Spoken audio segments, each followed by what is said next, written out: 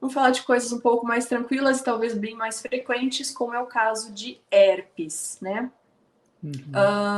Toda vez que eu tenho uma injeção dérmica, um trauma nessa região, ou até uma baixa de imunidade desse paciente, eu tenho risco de herpes. Eu faço, conduta minha, tá? Eu faço para todos os pacientes que já tiveram histórico de herpes, eu faço profilaxia para preenchimentos na região onde eles já tiveram herpes.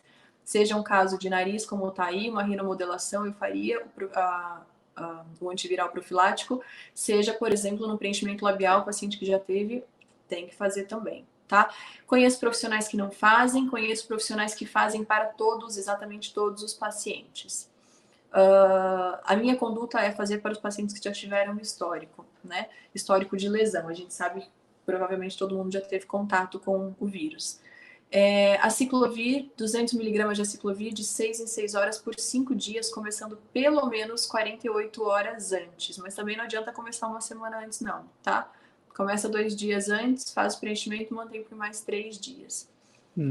Quando não foi realizada a profilaxia, esse paciente apresentou uma infecção de herpes, por exemplo, a gente pode entrar com uma droga numa dose um pouco maior, como valaciclovir 2 gramas, 2 gramas, e se ocorrer uma superinfecção, associa isso com antibiótico, tá?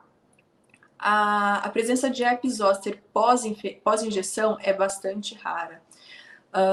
Toda vez que eu tenho presença de herpes, eu tenho que voltar ao histórico desse paciente e pensar, herpes pós-procedimento, né?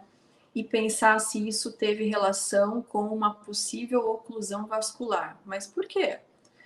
Toda vez que eu tenho uma oclusão vascular, eu tenho início de uma necrose tecidual, eu tenho uma chance aumentada de infecções secundárias acontecerem nessa região pela dificuldade de renovação tecidual que eu tenho ali, né, nesse tecido em necrose. E a presença de vírus de lesões de herpes é frequente em casos de necrose, então cuidado com isso. Quando aparecer herpes, trate a herpes, mas não descolhe a atenção de possíveis eventos vasculares que possam ter acontecido nessa região, tá?